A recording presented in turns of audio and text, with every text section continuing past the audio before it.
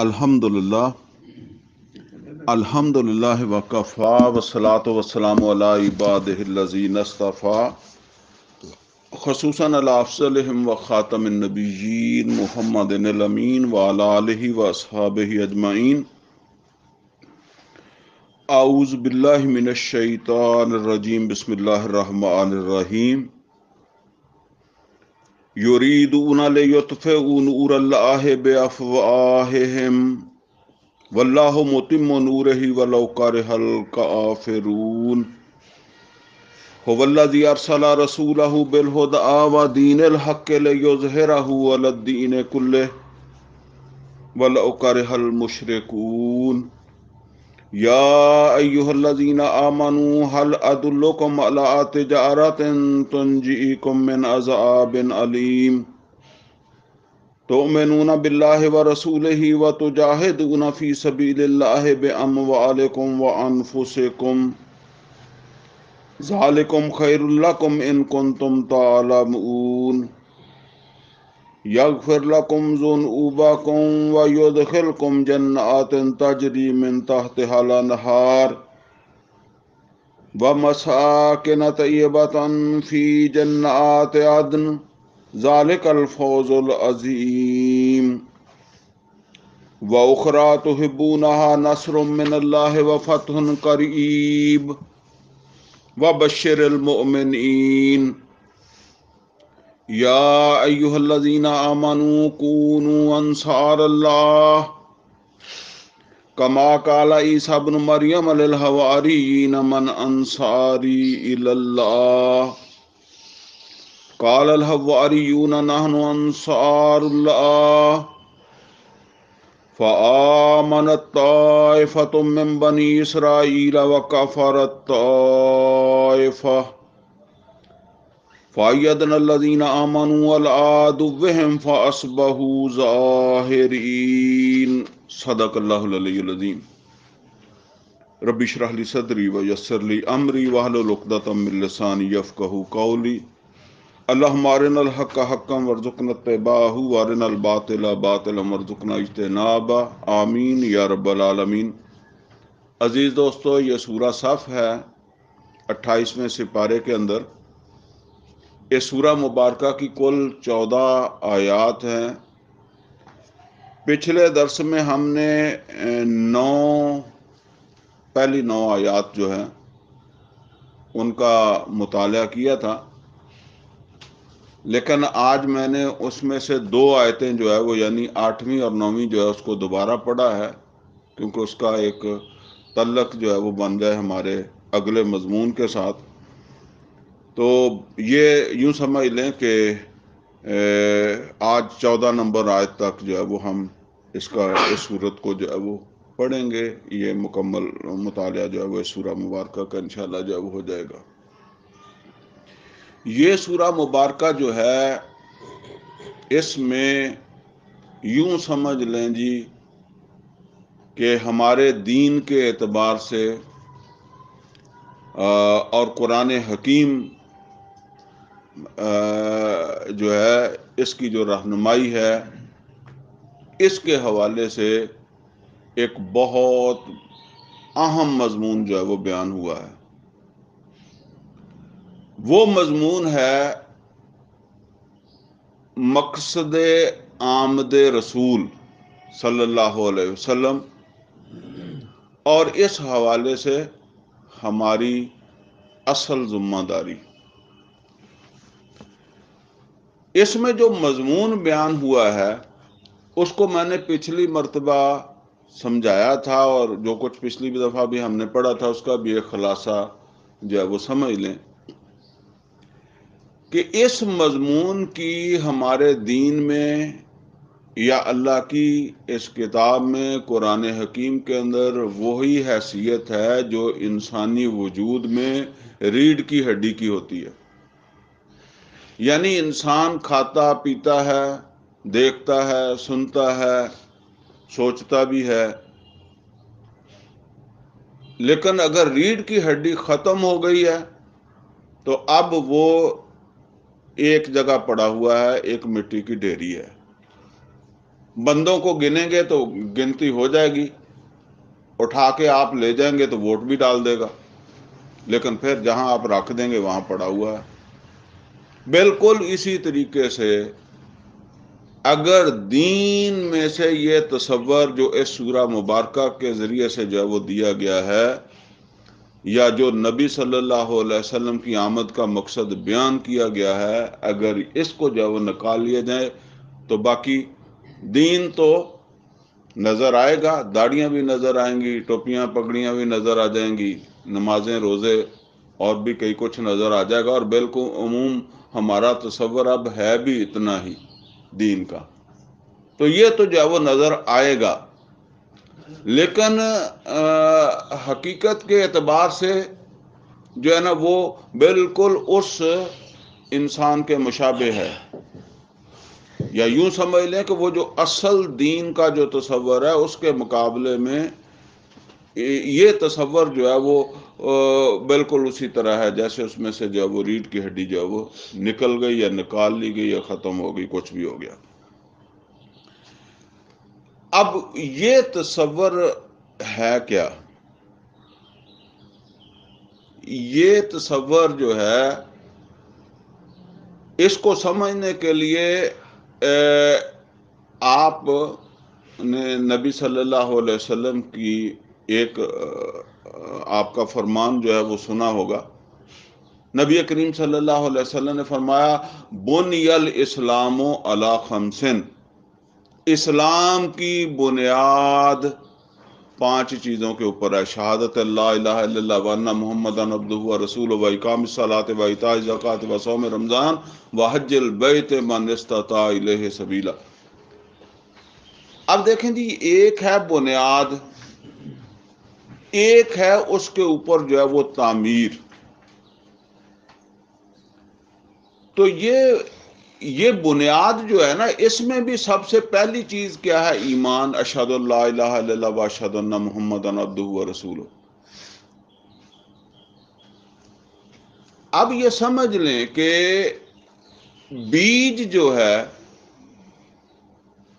وہ اگر واقعتاً جو ہے نا وہ درست بیج ہے، صحیح بیج ہے، صالح بیج ہے، تو پھر اس میں سے جو ہے نا وہ ایک پودا برآمد ہوتا ہے۔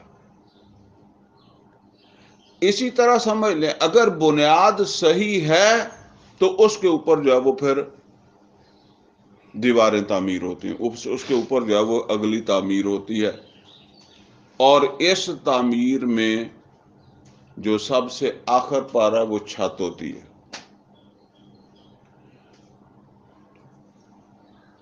سب سے پہلا تقاضا ایک ایمان والے سے کیا ہے؟ خود اللہ کا بندہ بنے، اور دوسرا کیا ہے؟ اپنے معاشرے کو اللہ تعالیٰ کی بندگی کی طرف جو ہے وہ بلائے۔ اور اللہ تعالیٰ کا تقاضا یہ ہے کہ یا ایھا الذین آمنوا ادخلوا فی السلم کافہ، پورے کے پورے اسلام کے اندر جو ہے وہ داخل ہو جائے۔ اب یہ سمجھ لیں کہ اس کے بعد ایک چیز وہ ہے اللہ تعالیٰ کے دین کا غلبہ۔ اس کو جو ہے وہ میں چھت سے جو ہے وہ تشبیہ دیتا ہوں، یعنی اللہ تعالیٰ کے دین کا غلبہ یا نظام عدل کا رائج ہونا۔ اگر نظام عدل و قسط جو ہے وہ قائم نہیں ہوتا، اللہ کے دین کا غلبہ نہیں ہوتا، تو ہم پورے مسلمان نہیں بن سکتے۔ تفصیل میں جانے کا وقت نہیں ہے، لیکن صرف ایک بات جو ہے وہ میں آپ کے سامنے عرض کر دیتا ہوں۔ دیکھیں قرآن حکیم میں اللہ تعالیٰ نے فرمایا وَلَا تَقْرَبُوا الزِّنَا، زنا کے قریب نہ جاؤ۔ اس پر عمل ہو سکتا ہے، اس لیے کہ یہ عمل جو ہے اس کے لیے میری اپنی ول چاہیے، میں اپنے آپ کو کنٹرول کر لوں، آپ اپنے آپ کو کنٹرول کر لیں۔ لیکن اللہ تعالیٰ نے قرآن حکیم کے اندر زنا کے حوالے سے ایک دوسرا حکم دیا ہے، اور وہ دوسرا حکم جو ہے وہ ایک ایمان والے کو اپنے معاشرے سے متعلق دیا ہے۔ سورہ نور کے آغاز میں فرمایا الزانیۃ والزانی فاجلدوا کل واحد منہما مئۃ جلدہ۔ زنا کوئی مرد کرے کوئی عورت کرے تو اسے جو ہے وہ 100 کوڑے مارو۔ ابھی وہ بات ہو رہی تھی سنت رسول صلی اللہ علیہ وسلم کی، تو نبی صلی اللہ علیہ وسلم نے تو شادی شدہ کو سنگسار بھی کروایا۔ اب یہ جو ہے اس کے اوپر عمل ہم نہیں کر سکتے، یہ نظام کے بغیر عمل نہیں ہو سکتا۔ اس کا مطلب یہ ہے کہ اللہ یہ فرماتا ہے کہ پورے کے پورے فرما بردار بنو، تو ہم تو پورے نہیں مان سکتے۔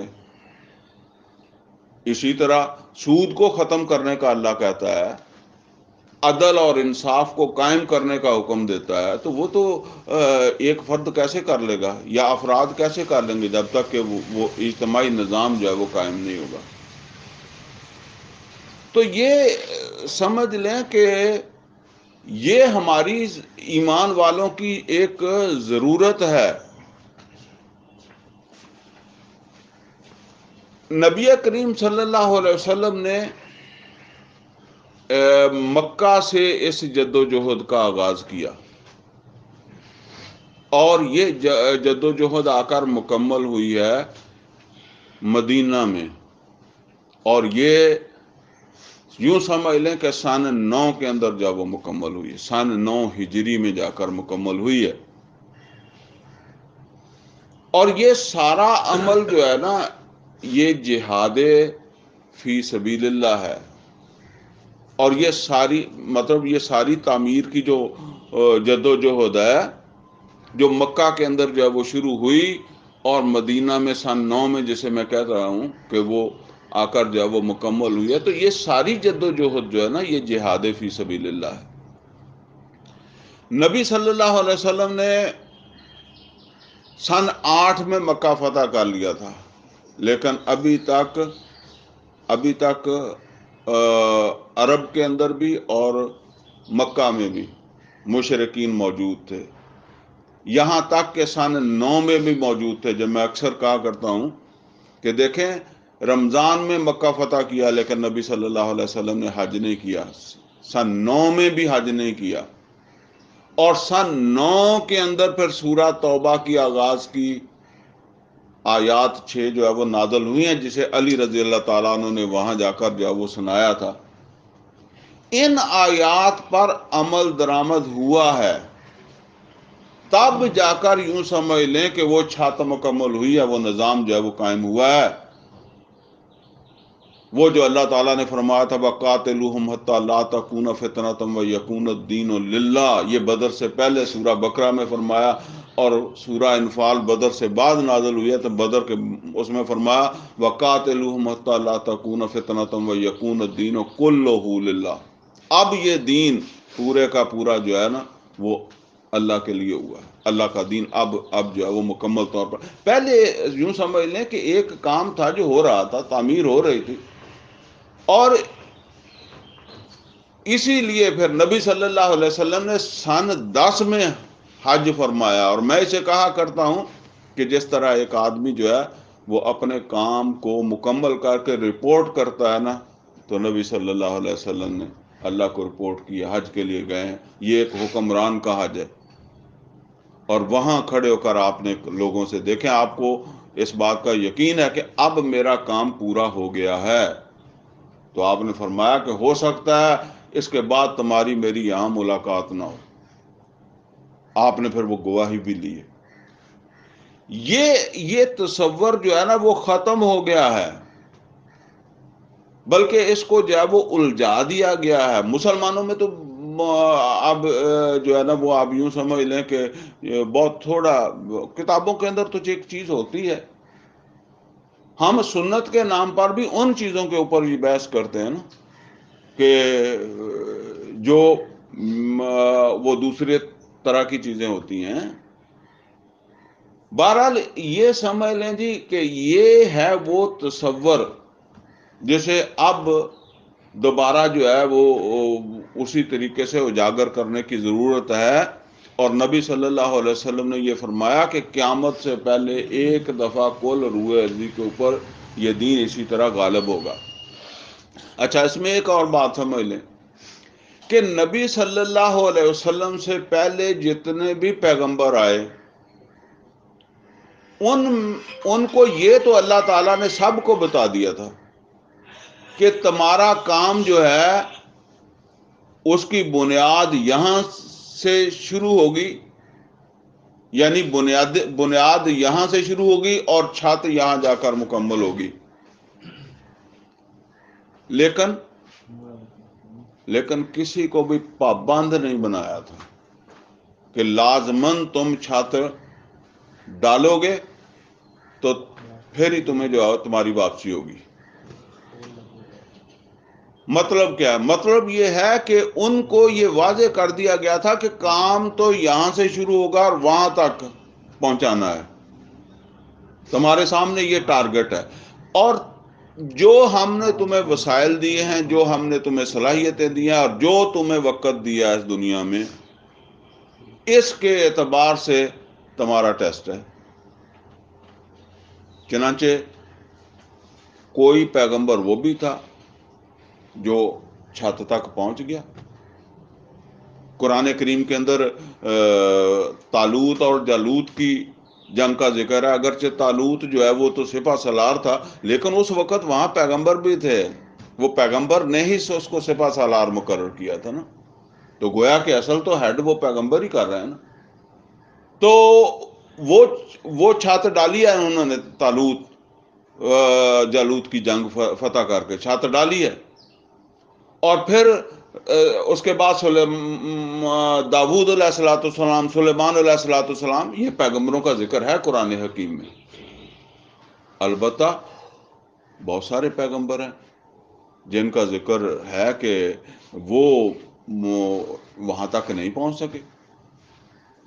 नूह अलैहिस्सलाम, लूत अलैहिस्सलाम, शुएब अलैहिस्सलाम, सालेह अलैहिस्सलाम जद्दोजहद करते रहे।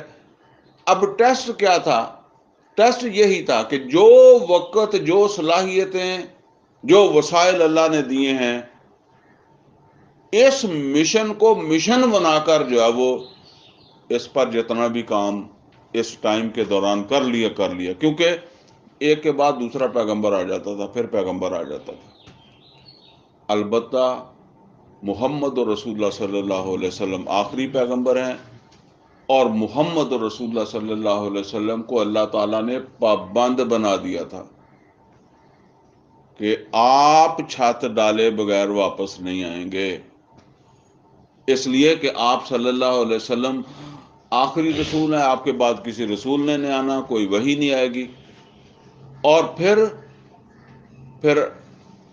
क़यामत तक ईमान वालों की रहनुमाई जो है उसका ये बंदोबस्त जो है वो अल्लाह ताला ने इस तरीके से जो है वो कर दिया नबी सल्लल्लाहु अलैहि वसल्लम के ज़रिए से।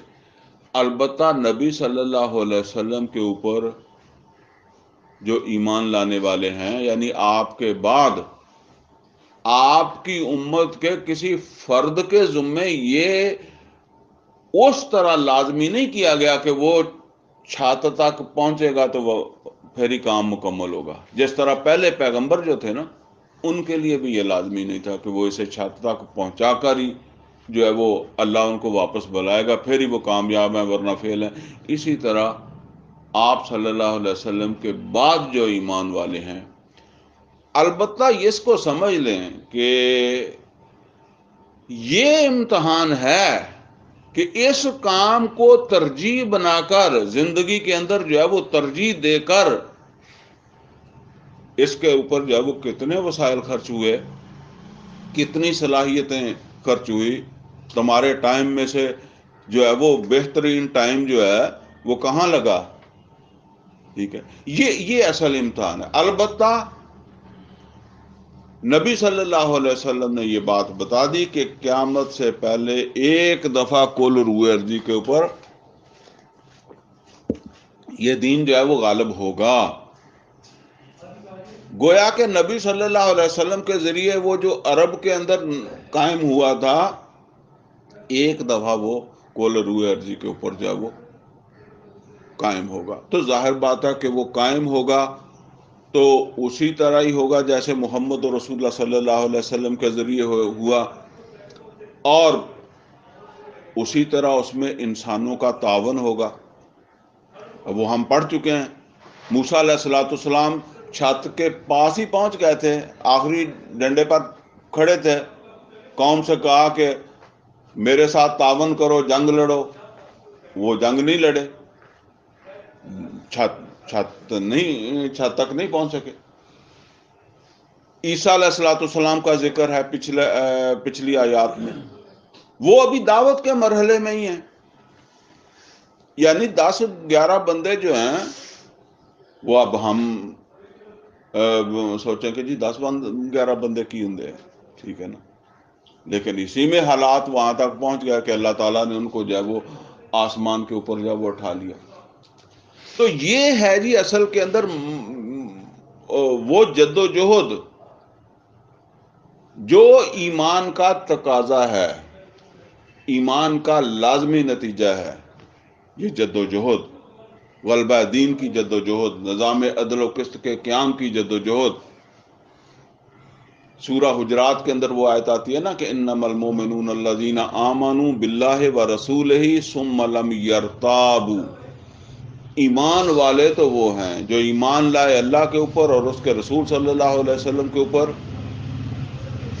ایسا ایمان کہ کسی قسم کا شک ان کے دل میں نہیں رہا، ثم لم یرتابوا وجاہدوا باموالہم وانفسہم فی سبیل اللہ، پھر انہوں نے جہاد کیا اپنی مالوں سے اور اپنے جانوں سے۔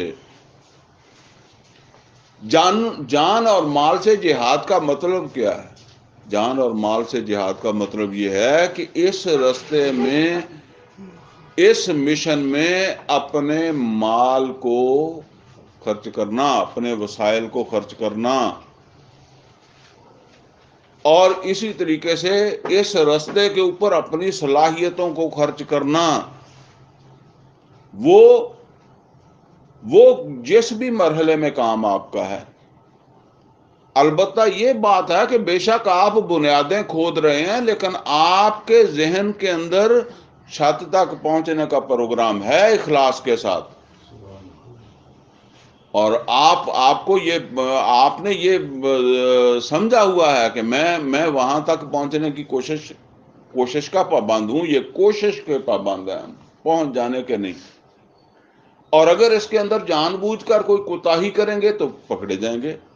میں اپنے وسائل دنیا میں خرچ کر رہا ہوں نا، اور بھی میرے کئی سارے جو ہے وہ پروگرام چلتے ہیں، آخر اولادیں بھی ہیں، میرے ذاتی خواہشات بھی ہیں، کئی سارے میرے مشن ہیں۔ میرا بچہ فیل ہو جائے تو مجھے پریشانی ہوتی ہے نا، لیکن یہ اس پریشانی کے نتیجے کے اندر پھر میں ڈھونڈتا ہوں کہ کیا اس کا حل ہے، کون سا استاد بہتر ہے جو اس کو اچھی تعلیم دے سکے۔ تو جب میں یہ کام کر رہا ہوں، یہ دین کی سربلندی کا کام کر رہا ہوں، تو مجھے اتنی فکر ہوتی ہے، میں اس کے لیے سوچتا ہوں، مجھے کبھی کبھی رات کو نیند میری جو ہے وہ اڑتی ہے کہ بھئی یہ آخر جو ہے وہ کام کیوں نہیں ہو رہا، میرے اندر خرابی ہے، میں اپنی کمی کو تلاش کروں۔ تو یہ اگر اللہ کے ہاں تو حساب جو ہے وہ اسی چیز کا ہے کہ ایک انسان جو ہے اس نے اخلاص کے ساتھ اپنی دماغی صلاحیتیں بھی اور جسمانی صلاحیتیں، دماغی بھی تو صلاحیتیں ہیں نا، ان کو صحیح معنوں میں استعمال کر لیا ہے تو وہ کامیاب ہے، ورنہ وہ فیل ہے۔ اور یہ سمجھ لیں جی اس راستے میں جو بھی آپ جد و جہد کر رہے ہیں، جیسے میں نے پہلے بھی عرض کیا کہ وہ جہاد فی سبیل اللہ ہے، اور اس راستے میں موت جو ہے وہ شہادت کی موت ہے، اس لیے کہ شہید صرف گولی سے مرنے والا نہیں ہے. اللہ تعالیٰ نے تو امت کو ہی شہداء کی امت کہا. محمد اور رسول اللہ صلی اللہ علیہ وسلم کو کہا کہ وہ شہادت کے لیے تشریف لائے. وَكَذَلِكَ جَعَلْنَاكُمْ أُمَّةً وَسَطًا لِتَكُونُوا شُهَدَاءَ. تَكُونُوا شُهَدَاء، تم سب شہداء بن جاؤ. تو سب کیسے شہداء بنیں گے؟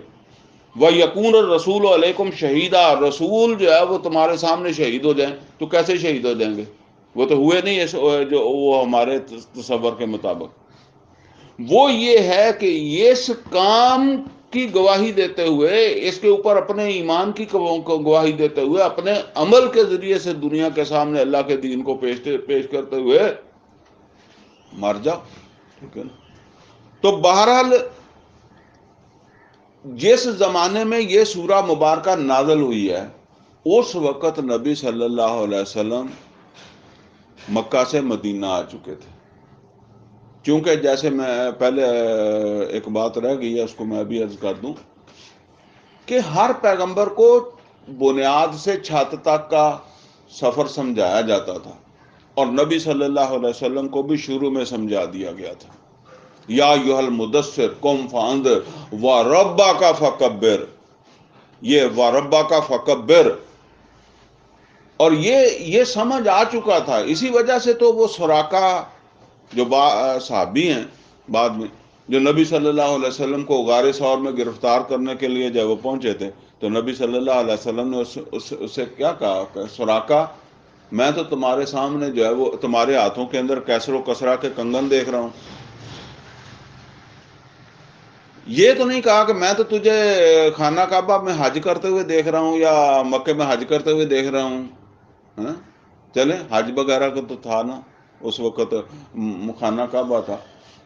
یہ تو خود بخود بات دلالت کرتی ہے نا کہ نبی صلی اللہ علیہ وسلم اس غلبے کی بات کر رہے ہیں کہ ایسا دور آئے گا اور تم ایمان والوں میں شامل ہوگے اور تمہیں کیسر و کسرا کے کنگن جو ہے وہ ملیں گے نا. لیکن جب آپ مکے سے مدینے تشریف لے آئے تو کچھ حالات ایسے بن گئے، اس میں یہ سمجھ لیں کہ مخالفت تھی یہود کی طرف سے بھی، مخالفت تھی عیسائیوں کی طرف سے بھی. مشرکین تو مخالف تھے ہی، لیکن ایک تیسرا عنصر بھی تھا، اور وہ تھا مسلمانوں میں سے وہ مسلمان جن کا یوں سمجھ لیں کہ وہ باقی چیزیں تو پوری تھی، بس یہی ایک چیز اس میں سے نکلی ہوئی تھی جو میں یہاں کہہ رہا ہوں.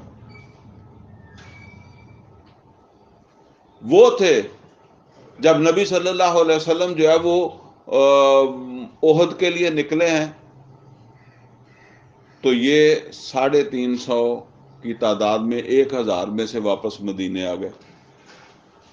یہی تھے جب خندق کے اوپر جو ہے وہ نبی صلی اللہ علیہ وسلم ذمہ داریاں دے رہے تھے، خود بھی ڈیوٹی کر رہے تھے اور صحابہ کو بھی ڈیوٹیاں دے رہے تھے، تو یہ اس وقت رخصت مانگ رہے تھے. یہی تھے جس وقت تبوک کی طرف جو ہے وہ جانے کا حکم دیا گیا تو وہ معذرتیں کر کے، عذر بہانے کر کے نہیں گئے. بڑی تفصیل کے ساتھ قرآن حکیم کے اندر جو ہے وہ ان کا جو ہے وہ ذکر ہے. یہ حالات تھے.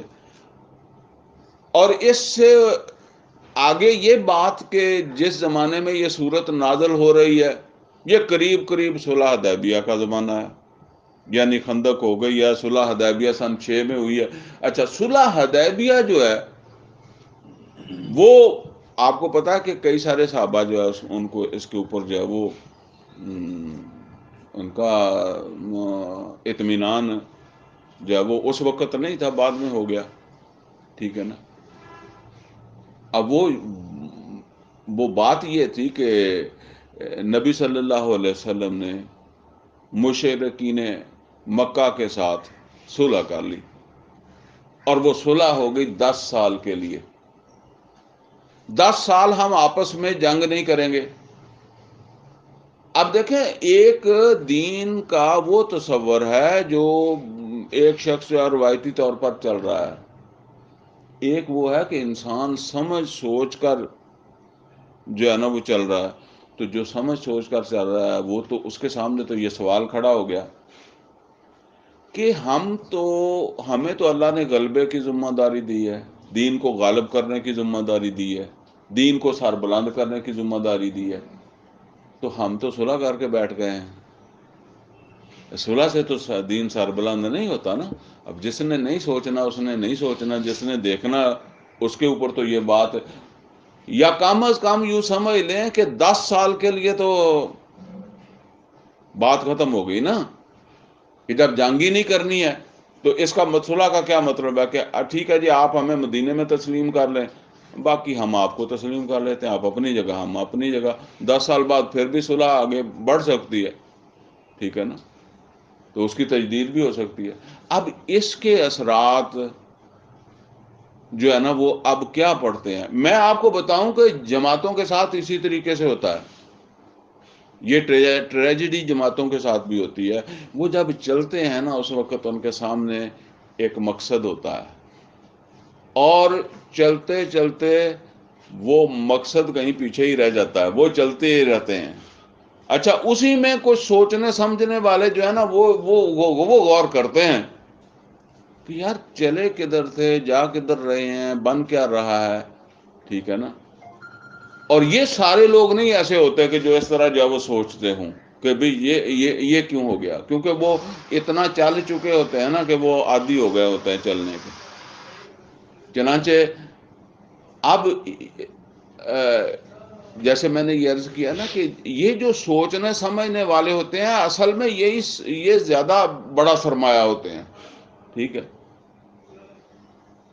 ان کو مطمئن کیا اللہ تعالیٰ نے، یا ان کو جو ہے وہ اس کے اندر جو ہے نا وہ مخاطب کیا ہے کہ نہیں ٹھیک ہے، مسلمانوں کے اندر کمزوریاں ہیں، یہ ان میں سے ہیں جو تبوک سے فرار کر رہے تھے، ان یریدون الا فرارا، اور ان میں سے جو وہ ہیں جو احد سے بھی واپس آ گئے تھے، اور صلح حدیبیہ بھی ہو گئی ہے، لیکن اس کے باوجود اللہ یہ فیصلہ کر چکا ہے، اور اس نے اس فیصلے کے ساتھ محمد صلی اللہ علیہ وسلم کو بھیجا ہے کہ وہ اس دین کو غالب کر کے جائیں گے۔ یہ اللہ کا فیصلہ ہے اور اسی کے مطابق جو ہے وہ عمل ہوگا۔ اور یہ ظاہر بات ہے کہ جو بھی ہمارا ایکٹ ہوتا ہے نا، جو ہمارا عمل ہوتا ہے، وہ ہمارے ساتھیوں پر بھی اثرات چھوڑتا ہے اور ہمارے مخالفین پر بھی چھوڑتا ہے۔ مخالفین بھی تو دیکھ رہے تھے نا کہ یہ تو خندق کھود کے اپنا تحفظ کر رہے ہیں، یہ ہمارا کیا کر لیں گے، ٹھیک ہے نا۔ تو یہ ساری چیزیں تھیں جن کو پیش نظر رکھ کے پھر خاص طور پر مخاطب کیا ان مسلمانوں کو جو اس میں موسیٰ علیہ الصلوۃ والسلام کے ساتھیوں جیسا کردار جو وہ ادا کر رہے تھے، یعنی وہ کھڑے نہیں ہو رہے تھے، خواہ وہ احد میں تھے یا خندق پہ تھے یا کسی اور موقع کے اوپر جو وہ، اگرچہ وہ تبوک تو بعد میں ہوئی ہے۔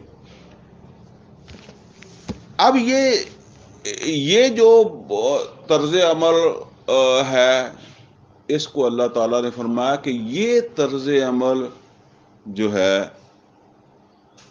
یہ اصل میں اس عمل کو کمزور کرنے کے لیے ہے، یا اس مشن کو ناکام بنانے کے لیے ہے، جو مشن جو ہے محمد رسول اللہ صلی اللہ علیہ وسلم لے کر جو ہے وہ چل رہے ہیں۔ یہ کن کی طرف سے یہ ہو رہا ہے؟ یہ یہود کی طرف سے، عیسائیوں کی طرف سے، یا مشرکین کی طرف سے، یا وہ مسلمانوں میں سے جن کی طرف میں نے اشارہ کر دیا کہ وہ تبوک سے احد سے واپس آنے والے، یا خندق کے موقع کے اوپر جو وہ کمزوری کا مظاہرہ کرنے والے، تو منافق لوگ کہہ لیں، ٹھیک ہے۔ یریدون لیطفئوا نور اللہ بافواہہم، اللہ تعالیٰ نے فرمایا کہ یہ چاہتے ہیں کہ اللہ کے نور کو اپنے منہ کی پھونکوں سے بجھا دیں۔ واللہ متم نورہ ولو کرہ المشرکون، لیکن اللہ تعالیٰ یہ فیصلہ کر چکا ہے، واللہ متم نورہ، تمام کرے گا، یعنی وہ بجانا چاہتے ہیں، اللہ تمام کرے گا مطلب کیا کہ اللہ اس کو پوری طرح روشن کرے گا۔ اللہ روشن کرنے کا فیصلہ کر چکا ہے اور وہ چاہ رہے ہیں کہ اسے بجھا دیں۔ واللہ متم نورہ ولو کرہ الکافرون، اگرچہ کافر یعنی جو وہ کافر مسلمانوں میں سے بھی ہو سکتے ہیں جو نہیں چاہتے یا اس میں معاونت نہیں کر رہے، وہ منافقین یہی کردار تھا ان کا۔ تو فرمایا کہ ولو کرہ الکافرون، اب اس کے لیے اللہ تعالیٰ فرما رہے ہیں هو الذی ارسل رسولہ بالہدی، وہی اللہ ہے جس نے اس کو تمام کرنے کا فیصلہ کر لیا ہے، اس کو روشن کرنے کا فیصلہ کر لیا ہے، اس نے روشن کرنے کے لیے اپنے رسول کو بھیجا ہے۔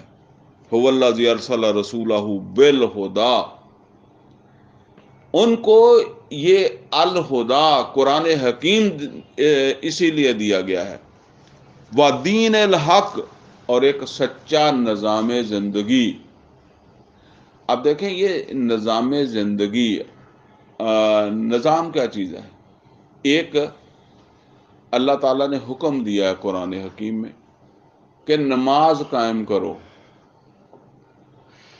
اب نماز کا نظام قرآن میں نہیں ہے، ٹھیک ہے اس طرح تو مل جائے گا کہ رکوع کرو سجدہ کرو، لیکن جو ہے نا وہ اس میں کتنی رکھتے ہوں گی کسی نماز کے اندر، اور رکوع پہلے ہوگا کہ سجدہ پہلے ہوگا، یا ایک رکوع ہوگا تو 2 سجدے ہوں گے، باقی اسی حوالے سے یہ قرآن حکیم میں تو نہیں ہے۔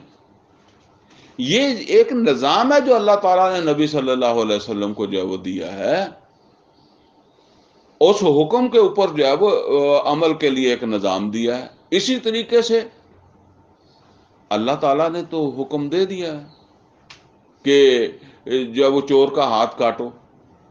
اب وہ چور کا ہاتھ کاٹنے کے لیے ایک نظام ہے جو محمد رسول اللہ صلی اللہ علیہ وسلم نے جو ہے وہ بنایا۔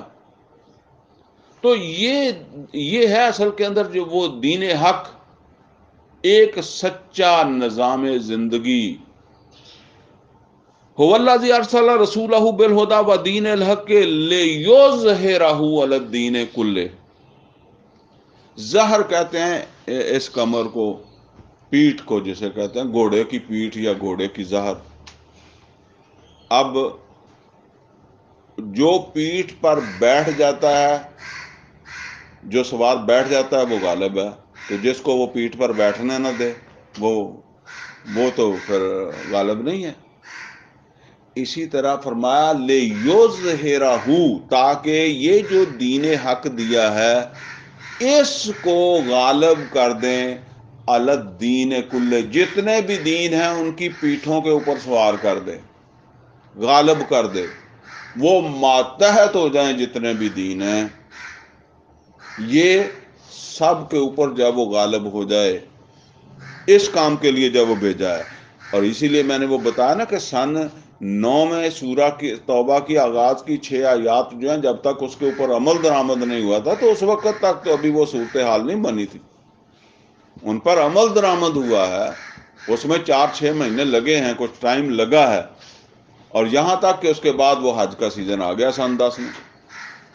لِیُظْہِرَہُ عَلَى الدِّینِ کُلِّهِ وَلَوْ کَرِہَ الْمُشْرِکُونَ، اگرچہ مشرکوں کو جو ہے وہ یہ اس بات سے کتنی ہی کراہت آتی ہے، ان کو کتنا ہی ناپسند ہو۔ اب یہ جو محمد رسول اللہ صلی اللہ علیہ وسلم نے یہ کام کرنا ہے، اور آپ کو جو ہے وہ قرآن حکیم بھی دیا گیا اور سچا دین بھی دیا گیا، نظام زندگی بھی دیا گیا،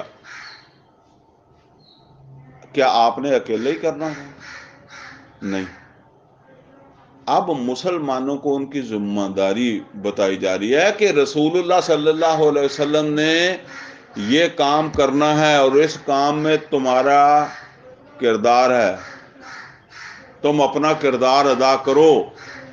اور یا دوسرے لفظوں میں سمجھ لیں کہ جو مسلمان یہ کردار ادا کر رہے ہیں وہی حقیقی ایمان والے ہیں، اور جو نہیں کر رہے، جو 650 گیا تھا احد میں، وہی ہے اصل میں یہ کردار ادا کرنے والا. اور وہ جو واپس آنے والے ہیں وہ بے شک اپنی نمازیں پڑھتے ہوں گے، روزے رکھتے ہوں گے اور باقی کام کرتے ہی ہوں گے، ٹھیک ہے نا، لیکن وہ حقیقت کے اندر جو ہے وہ اپنا کردار ادا نہیں کر رہے.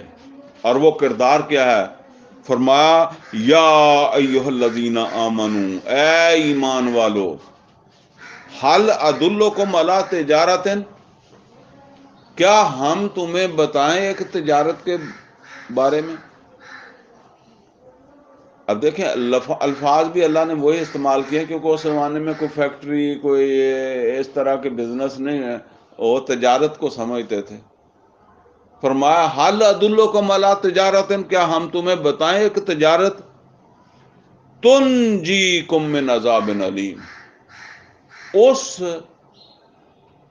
اس تجارت کا، یعنی اس سودے کا، اگر تم نے یہ سودا کر لیا تو اس سودے کا ایک فائدہ اور سب سے بڑا فائدہ کیا؟ تنجیکم من عذاب علیم، تم کو ایک دردناک عذاب سے بچا لے گا. یہ بات ذرا دھیان سے سننے والی ہے، سو کر سننے والی نہیں ہے. اس کا مطلب یہ ہے کہ اس سودے کے بغیر اس دردناک عذاب سے نجات نہیں ملتی. یہ سودا تم کرو گے تو دردناک عذاب سے. اچھا کن کو کہا جا رہا ہے یا ایھا الذین آمنوا؟ مطلب یہ ہے کہ وہ جو واپس آنے والے تھے احد سے، وہ ٹھیک ہے، وہ جو مسلمانوں میں شمار ہوئے، لیکن وہ نجات نہیں پا سکتے دردناک عذاب سے. وہ جو 650 گیا ہے وہی پائے گا.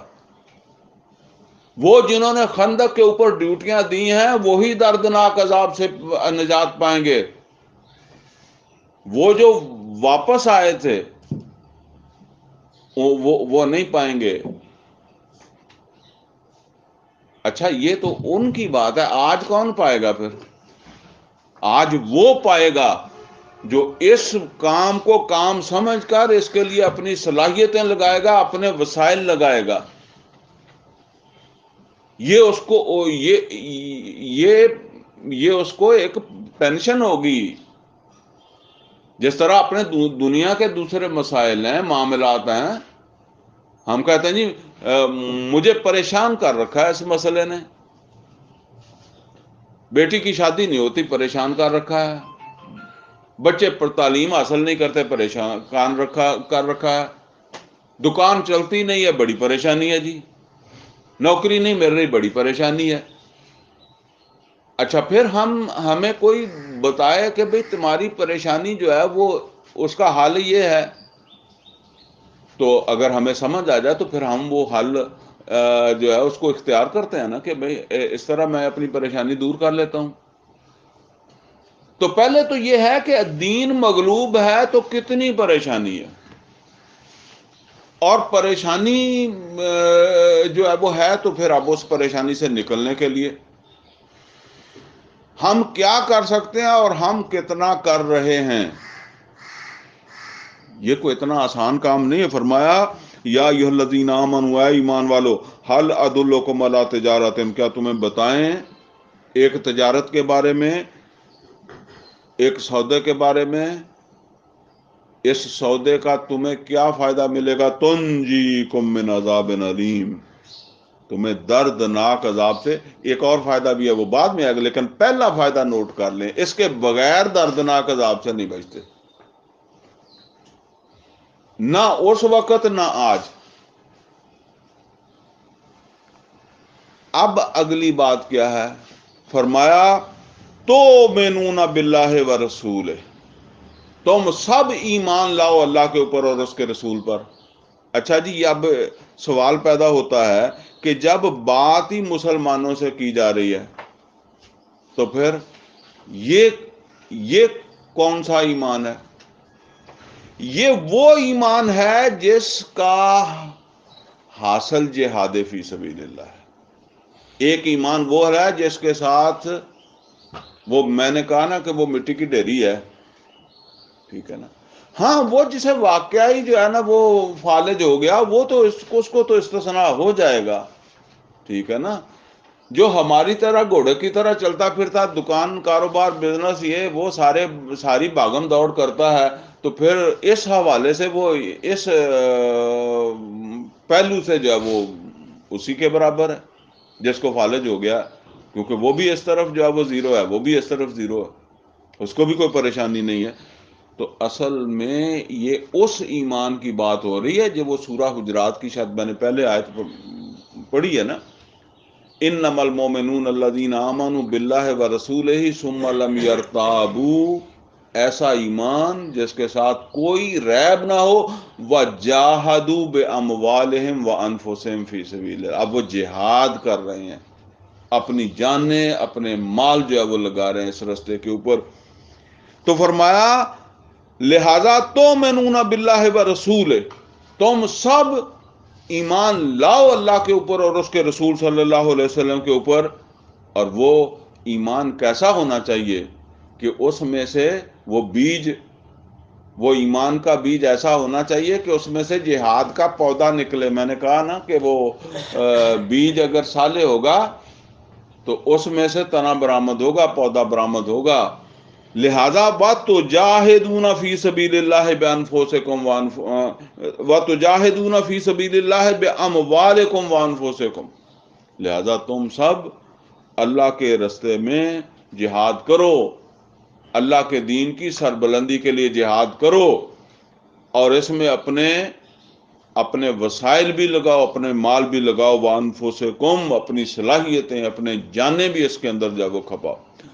ہاں کبھی بات وہاں تک پہنچ جائے، جنگ تک پہنچ جائے، اور وہ چھت تو پڑے گی، جنگ کے بغیر نہیں پڑتی، وہ تو حالات ایسے امکان یہی ہے کہ وہ بات وہاں تک جب پہنچے گی تو کچھ نہ کچھ ہوگا، لیکن بہرحال اس وقت پھر جو ہے نا وہ پیچھے ہٹنے والا جو ہے نا، پیچھے بھاگنے والا، بے شک اس نے وہ جو ہے نا وہ نیچے سے لے کر چلا تھا، لیکن وہاں جا کر وہ کام اس نے وہی کیا جو موسیٰ علیہ السلام کے ساتھیوں نے کیا، پیچھے ہٹ گئے، تو وہ تو پھر ناکام ہو گیا، ٹھیک ہے۔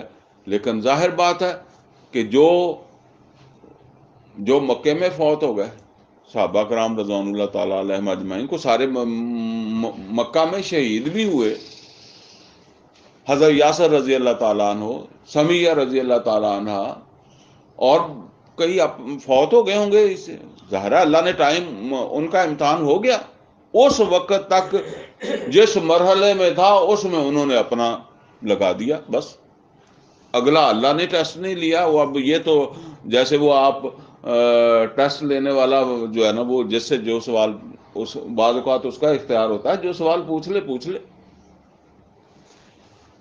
ذالکم خیر لکم ان کنتم تعلمون، اس میں تمہارے لیے خیریت ہے، یہی تمہارے لیے باعث خیر ہے اگر تمہیں کوئی بات سمجھ آ جائے۔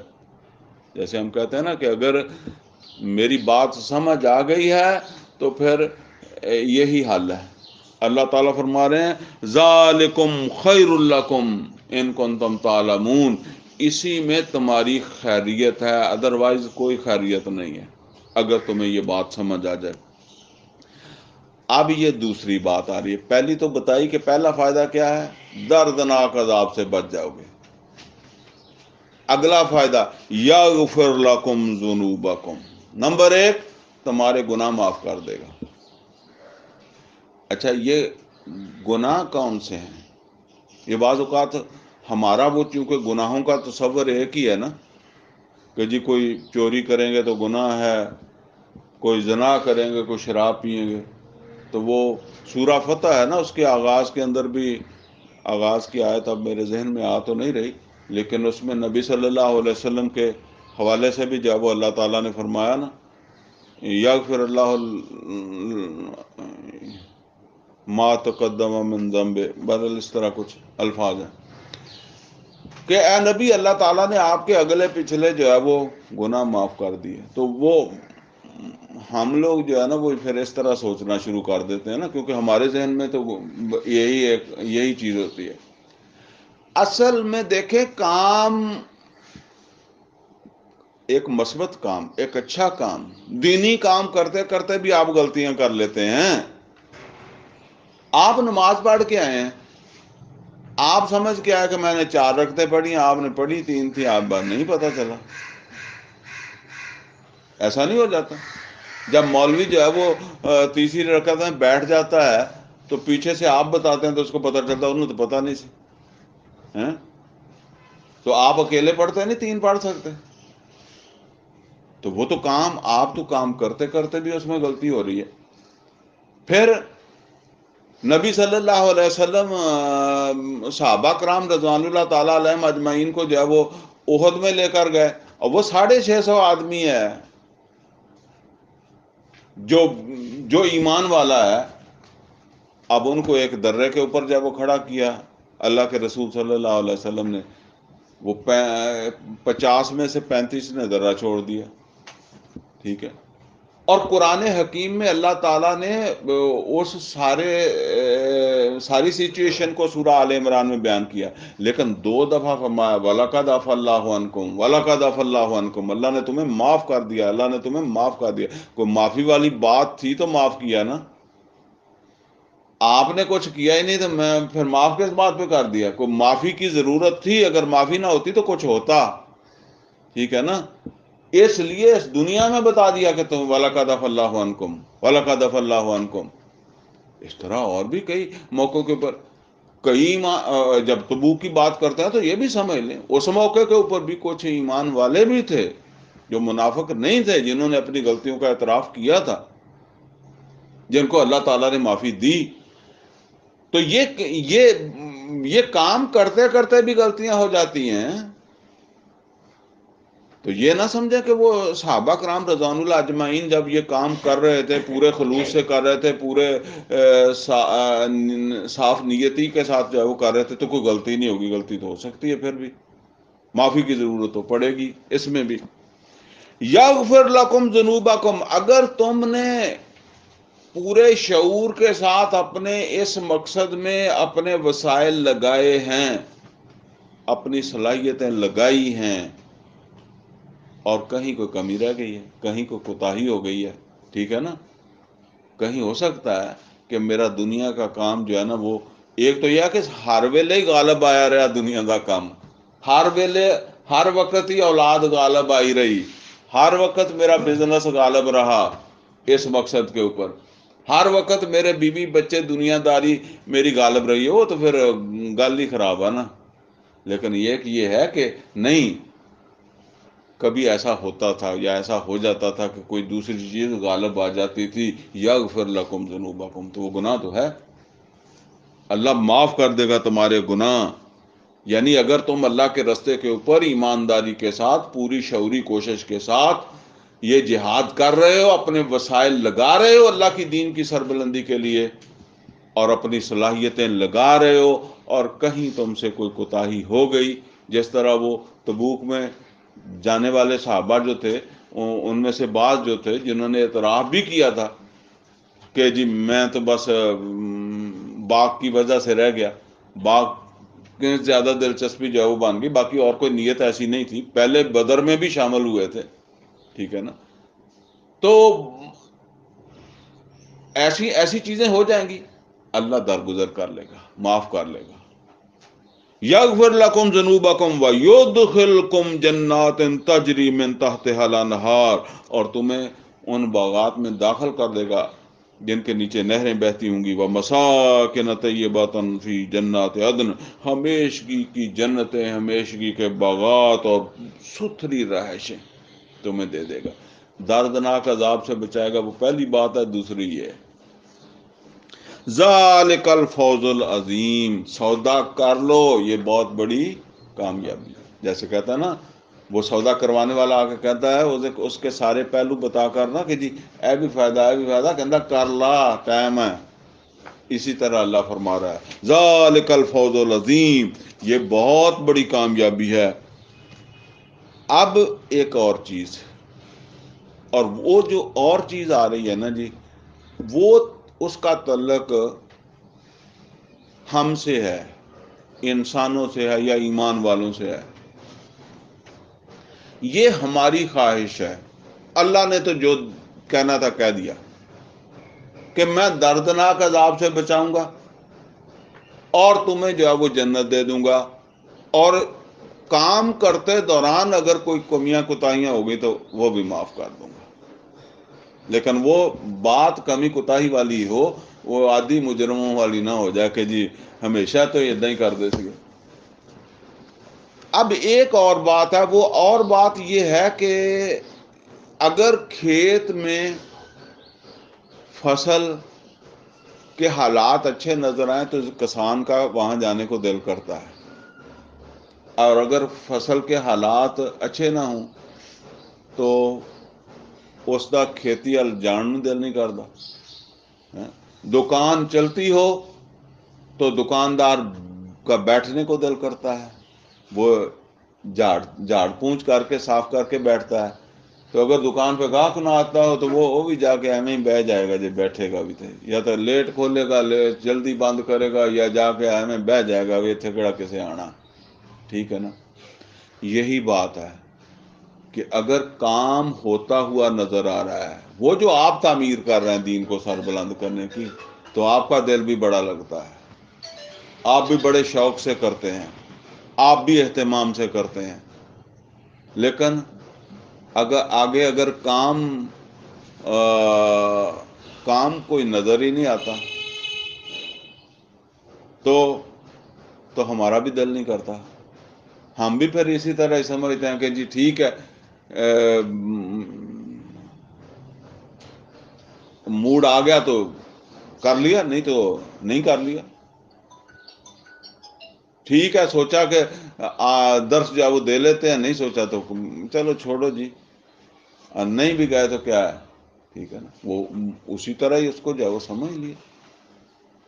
تو یہاں اللہ تعالیٰ جو بات فرما رہا ہے نا، وہ یہ فرما رہے ہیں کہ تمہارے اندر یہ خواہش ہوتی ہے کہ ہمیں اپنا کام ہوتا نظر آئے، اور اس کے لیے اللہ تعالیٰ ہماری مدد کرے اور ہمیں کامیابی مل جائے، فتح مل جائے، دین غالب ہو جائے. اللہ تعالیٰ فرما رہا ہے کہ یہ بھی تب ہی ہوگا جب تم اس کے لیے اپنی جان، مال، وسائل، صلاحیتیں اور اوقات، بہترین اوقات اس کے لیے جب صرف کرو گے، تو تب ہی اللہ کی مدد بھی آئے گی اور تب ہی تمہیں فتح بھی ملے گی. چھت تک بھی تم پہنچو گے تو اس سے گزر کر ہی پہنچو گے. اگر محض بیٹھ کر جو ہے وہ تم دعائیں کرتے رہے کہ جی بس ہو جائے تو پھر ایسے تو نہیں ہوتا. فرمایا وَأُخْرَى تُحِبُّونَهَا، اخرا یعنی ایک دوسری چیز جو تم کو پسند ہے. مطلب یہ ہے کہ ایک دوسری چیز بھی تمہیں دوں گا، لیکن ساتھ ہی فرما دیا تحبونہا، جو تم کو پسند ہے، تم کو اچھی لگتی ہے. وہ کیا ہے؟ نصر من اللہ و فتح قریب، کہ اللہ کی مدد آئے، اللہ کی طرف سے مدد آ جائے اور جلدی فتح مل جائے، جلدی کامیابی مل جائے، ہم چھت تک پہنچ جائیں. فرمائیے دوسری چیز بھی دوں گا، لیکن یہ بھی اس کے بعد ہی ہے جب تم نے اس کے لیے پورے شعور کے ساتھ، پورے اخلاص کے ساتھ اپنے وسائل لگائے، اپنی صلاحیتیں لگائیں، اپنے اوقات لگائے، تو پھر یہ بھی دے دوں گا.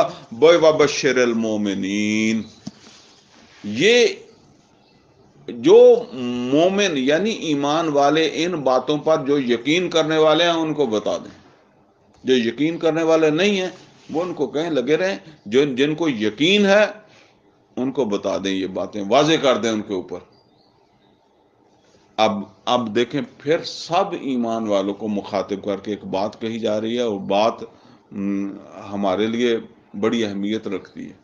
فرمایا یا ایھا الذین آمنو، اے ایمان والو، کونوا انصار اللہ، تم سب مددگار بن جاؤ اللہ کے مددگار بن جاؤ. دیکھیں ہمارے ہاں وہ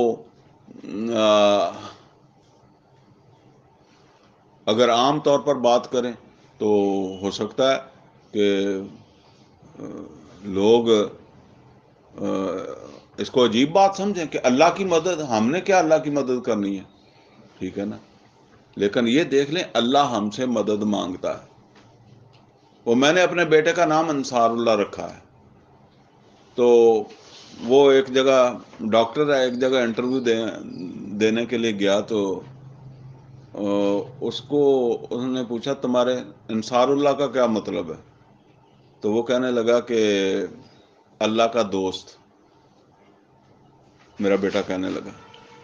اس نے کہا کہ نہیں، تم نے مطلب صحیح نہیں بتایا. کہتا میں نے فوراً اسے کہا کہ اللہ کا مددگار. اس نے کہا پہلے تم نے کیوں ایسے بتایا؟ کہتا جی میں نے کہا کہ آپ کو سمجھ نہیں آنی، جب میں نے مطلب بتایا تو آپ جو ہے وہ مطلب میرے مخالف ہو جائیں گے، یا کوئی نہ کوئی بات ایسی کر دیں گے کہ منہ ویخ اللہ کا مددگار. تو مطلب اس کا یہی ہے، انصار اللہ کا مطلب یہی ہے، اللہ کا مددگار. اور اللہ خود کہتا ہے یا ایھا الذین آمنوا کونوا انصار اللہ، اللہ کے مددگار بن جاؤ.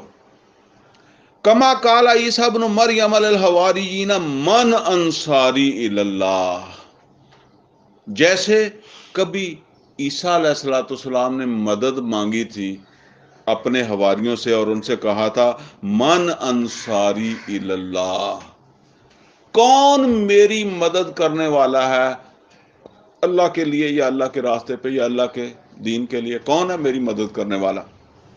مطلب یہ ہے کہ جیسے کبھی عیسیٰ علیہ الصلوۃ والسلام مدد مانگ رہے تھے تو تمہارے اندر بھی تو محمد اور رسول اللہ صلی اللہ علیہ وسلم یہ مدد مانگ رہے ہیں نا. تو تم سب جو ہے وہ اللہ کے مددگار بن جاؤ. قال الحواریون نحن انصار اللہ، اور جس کے جواب میں پھر حواریوں نے یہ کہا ہم ہیں اللہ کے مددگار. اب اس میں بھی بڑی بات ہے کہ عیسیٰ علیہ الصلوۃ والسلام نے تو جو ان سے کہا وہ کہا من انصاری الی اللہ، کون میری مدد کرے گا تم میں سے اللہ کے کام پر، یعنی میں اللہ کا کام کر رہا ہوں، اب تم میں سے کون میرا معاون بنتا ہے، کون میرا مددگار بنتا ہے؟ لیکن وہ جو دیکھیں ان کی سوچ، ان کی فکر، ان کا فہم، جو وہ حواری تھے، انہوں نے عیسیٰ علیہ الصلوۃ والسلام کو نکال کے کہا نحن انصار اللہ، ہم ہیں اللہ کے مددگار. یعنی یہ آپ کا تھوڑی کام ہے. جیسے کہتے ہیں یار توں کہڑا آپ دے واسطے مانگ رہے ہیں، کیڑا تیرا ذاتی کام ہے، تو رب دا کام ہے، اسی رب واسطے کھڑے ہیں. اس طرح کھڑے ہو جاؤ. اور اسی میں یہ بات ہے کہ محمد اور رسول اللہ صلی اللہ علیہ وسلم پر احسان نہ کرو کہ ہم آپ کے ساتھ کھڑے ہوئے ہیں، تم اللہ کے لیے کھڑے ہوئے ہو، اللہ کا کام ہے. اور قیامت تک اس کو اسی طرح کرنا ہے، اللہ کا سمجھ کر، کسی پر احسان نہیں کرنا کہ جی ہم اس کے ساتھ کھڑے ہوئے ہیں، اس کی ہم نے جو وہ معاونت کی ہے. فرمایا قال الحواریون نحن انصار اللہ، اور کہا تھا حواریوں نے کہ ہم ہیں اللہ کے مددگار. حالانکہ مدد عیسیٰ علیہ الصلوۃ والسلام نے مانگی تھی، انہوں نے کہا کہ نہیں یہ تو ہم آپ کے ساتھ ہیں، لیکن ہم تو اللہ کا کام کرنے کے لیے کھڑے ہوئے ہیں. فآمنت طائفۃ من بنی اسرائیل وکفرت طائفہ، تو عیسیٰ علیہ الصلوۃ والسلام نے پکار لگائی تھی تو ایک گروہ نے بات مانی تھی عیسیٰ علیہ الصلوۃ والسلام کی، ایک نے نہیں مانی تھی. اور جنہوں نے مانی تھی وہ کتنے تھے؟ وہ 10-11 آدمی تھے. ویسے 12 کا آتا ہے کہ 12 آدمی تھے، لیکن 12 میں سے ایک آدمی جو ہے وہ تو مخالف ہو گیا تھا. بعد میں اس نے عیسیٰ علیہ الصلوۃ والسلام مخبری بھی کر دی تھی، کیونکہ وہاں رومن کی حکومت تھی، تو رومن چاہتے تھے گرفتار کرنا. اور چونکہ عوام کے اندر بنی اسرائیلی تھے، یہودی گرفتار کروانا چاہ رہے تھے عیسیٰ علیہ الصلوۃ والسلام کو، اور حکومت کو کہہ رہے تھے کیونکہ کرنا تو پھر حکومت نے تھا. تو بہرحال وہ ایک جو تھا اس نے اس میں مخبری کر دی تھی. یہ لمبی بات ہے، پھر کسی وقت کریں گے. لیکن اللہ نے عیسیٰ علیہ السلام کو زندہ آسمان پر جب وہ اٹھا لیا. جب عیسیٰ علیہ السلام کو اٹھا لیا تو وہ 11 بندے گرفتار ہو گئے جو آپ کے اوپر ایمان لانے والے تھے، جو آپ کے حواری بنے تھے، جو ساتھ کھڑے ہوئے تھے، وہ گرفتار ہو گئے. تو فرمایا فآمنت طائفۃ من بنی اسرائیل وکفرت طائفہ، تو ایک گروہ نے جو ہے وہ ساتھ دیا اور ایک نے کفر کر دیا. اب جو بات ہے نا جی، آخری بات ہے اور اس بڑی سبق آموز ہے. اب اللہ کیا فرما رہا ہے؟ فَأَيَّدْنَا الَّذِينَ آمَنُوا، تو ہم نے مدد کر دی ایمان والوں کی. فَأَيَّدْنَا الَّذِينَ آمَنُوا عَلَىٰ عَدُوِّهِمْ، ان کے دشمنوں کے خلاف. اگر اتنی بات ہوتی نا تو پھر تو یہ بھی ہو سکتا تھا کہ چلیے اللہ نے مدد کر دی، عیسیٰ علیہ السلام کو اٹھا لیا. لیکن اگلی بات جو ہے نا، فَأَصْبَحُوا ظَاہِرِينَ، ایسی مدد کی کہ ہو گئے وہ غالب. وہ پیچھے ہم نے پڑھا کہ نبی صلی اللہ علیہ وسلم کو جو بھیجا وہ کس لیے بھیجا؟ پیٹھ پر سوار کرنے کے لیے، باقی ادیان کی پیٹھ پر اس دین کو، دین اسلام کو سوار کرنے کے لیے. هو الذی ارسل رسولہ بالہدی، هو الذی ارسل رسولہ بالہدی ودین الحق لیظہرہ، تاکہ وہ اس دین کو پیٹھ پر سوار کر دیں، غالب کر دیں، علی الدین کلہ، سب دینوں کے اوپر. تو یہ یظہرہ جو ہے، جس سے میں نے عرض کیا تھا کہ ظاہر پیٹھ کو کہتے ہیں، یہاں اللہ کہتا ہے ظاہرین، وہ بیٹھ گئے پیٹھ پر، سوار ہو گئے. عیسیٰ علیہ السلام کے اوپر جو ایمان والے تھے، فاصبحوا ظاہرین، وہ ہو گئے غالب آنے والے. اب یہ اس کو سمجھیں گے تو پھر بات سمجھ آئے گی. کیسے غالب آ گئے 10-11 آدمی؟ اتنی بڑی رومن سلطنت، وہ گرفتار ہو گئے. لیکن وہ سبق پڑھ چکے تھے. ہم تو پڑھ کر بھی بھول جاتے ہیں نا، وہ پڑھ چکے تھے. اور ایسا سبق کہ انہوں نے جیلوں میں اپنے دین کی تبلیغ شروع کر دی. ظاہر اب قیدی نے جیل میں جانا ہے، جیل میں بھی انسان ہوتے ہیں. انہوں نے جیلوں میں تبلیغ شروع کر دی. اچھا، جیلوں میں پھر سارے جو ہے نا وہ قیدی ایک جیسے نہیں ہوتے، ان میں جیل کا عملہ بھی تو ہوتا ہے نا، یعنی اسی میں آفیسر بھی ہوں گے، دوسرے بھی ہوں گے. اچھا، وہ بھی متاثر ہونے لگ گئے. اس عمل کو لگے 300 سال. وہ تو فوت ہو گئے ہوں گے 10 آدمی یا 11 آدمی جو ہے نا. پھر انہوں نے جن کو آگے دعوت دی، جنہوں نے وہ دعوت قبول کی، اور پھر وہ آگے اس کام میں ایسے لگے کہ پورا 300 سال گزر گیا اسی طرح.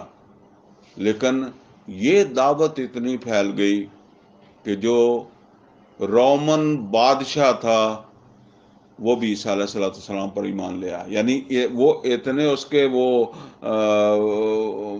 حکومت کے جو لوگ تھے، ان میں بڑے بڑے سرکردہ لوگ جو ہے وہ عیسائی ہو گئے، یہاں تک کہ بادشاہ بھی جو ہے وہ ایمان لے آیا. اب آپ ذرا دیکھیں، وہ جنہوں نے کام شروع کیا تھا وہ تو پتہ نہیں کتنا عرصہ پہلے دنیا سے چلے گئے، اور اب 300 سال بعد جو ہے وہ چوتھی 5ویں نسل، جو بھی آپ سمجھ لیں کتنی نسلیں اس میں سے چلی گئی ہوں گی. ٹھیک ہے نا. اب اس دور میں آ کر جو ہے وہ رومن سلطنت، دنیا کی سب سے بڑی سلطنت تھی، وہ عیسائیوں کی سلطنت بن گئی. یعنی کہاں عیسیٰ علیہ السلام جو ہے ان کی جان کا ڈر ہے، اور کہاں عیسیٰ علیہ السلام کے ماننے والوں کی حکومت ہے. فاصبحوا ظاہرین. اللہ کہتا ہے کہ ہم نے مدد کی جو ایمان لے آئے تھے، بے شک وہ تھوڑے ہی تھے. اب اس میں سبق کیا ہے کہ دیکھیں، ہم نے اپنا کام کرنا ہے. ہمیں نہیں پتا کل کو ہو سکتا ہمارے اس کام کے اندر جو ہے وہ کوئی ایسی جہت اللہ پیدا کر دے، ٹھیک ہے نا، اور وہ کہیں کا کہیں پہنچ جائے. ہمیں کیا پتا. لہذا جو ہے وہ یہ نہیں سوچنا چاہیے کہ یار ہاں ہم، وہ تو پہلے ہی اللہ تعالیٰ نے جو ہے وہ بتا دیا ہے نا کہ یہ نصر من اللہ و فتح قریب، یہ تمہاری پسند ہے. اللہ کو یہ نہیں ہے، اللہ کو تو صرف یہ ہے کہ تم اس مقصد، اس کو اپنی زندگی کا سب سے بڑا مقصد، اعلی مقصد بنا کر جو ہے وہ اس کے لیے کتنی صلاحیتیں لگاتے ہو، اس کے لیے کتنے وسائل جو ہے وہ لگاتے ہو، کتنی تگ و دو جو ہے وہ کرتے ہو، کتنا تمہارا جو وقت ہے اس کا بہترین حصہ جو ہے وہ اس کام میں لگتا ہے، دیٹس آل۔ تو اگر تم بنیادیں کھوتے کھوتے ہی مر جاؤ تو پھر کیا ہے؟ دیکھیں سورہ آل عمران جو ہے نا وہ کئی اعتبار سے بڑی عظیم صورت ہے۔ اس میں جب احد ہوئی ہے نا تو اس میں یہ ایک واقعہ ہو گیا کہ نبی صلی اللہ علیہ وسلم زخمی ہو کے گر گئے۔ جب آپ گر گئے تو آپ کے اوپر کچھ صحابہ کی لاشیں بھی آ گئیں جو آپ کو بچا رہے تھے۔ عام طور پر جو ہے وہ ایک بات جو ہے وہ پھیل گئی کہ محمد رسول اللہ صلی اللہ علیہ وسلم شہید ہو گئے۔ اب دیکھیں یہ غلطی ہوئی نا، کچھ صحابہ جو تھے نا، حالانکہ یہ ان صحابہ میں سے ہیں جو 650 میدان گیا ہے، ٹھیک ہے، ان میں سے کچھ صحابہ جو ہے نا انہوں نے میدان چھوڑ دیا کہ محمد رسول اللہ صلی اللہ علیہ وسلم فوت ہو گئے، ٹھیک ہے نا۔ وہ جو میں توجہ کرا رہا ہوں، وہ جو کہا نا کہ گناہ معاف کر دوں گا، کرتے کرتے بھی کچھ ہو جائیں گے تو معاف کر دوں گا۔ تو اب اللہ تعالیٰ نے جو سورہ آل عمران کے حصے نازل کیے ان میں فرمایا وما محمد الا رسول، نہیں ہے محمد صلی اللہ علیہ وسلم بس ایک رسول، آفا ماتا او قتلا انقلبتم علی اعقابکم، کیا یعنی مطلب یہ ہے کہ محمد رسول اللہ صلی اللہ علیہ وسلم اگر فوت ہو جائیں یا جنگ کے اندر جب وہ شہید ہو جائیں، انقلبتم علی اعقابکم، تم واپس پلٹ جاؤ گے اپنی ایڑیوں کے بل، یعنی تسی کام چھڑ کے بہ جاؤ گے؟ نہیں، یہ ہم پر ہمارے ایمان کا تقاضا ہے یہ کام کرنا۔ چھت تک پہنچنے کی شعوری کوشش کرنی ہے، لیکن پہنچ جانا نہ ہمارے بس میں ہے نہ ہمارے اختیار میں ہے، اور اس سفر کے اندر جو موت آ گئی وہ شہادت کی موت ہے۔ اللہ تعالیٰ سے دعا ہے کہ اللہ تعالیٰ ہمیں قرآن کا فہم عطا فرمائے، عمل کی توفیق عطا فرمائے۔ اقول قولی ھذا واستغفرہ لی ولکم ولسائر المسلمین والمسلمات۔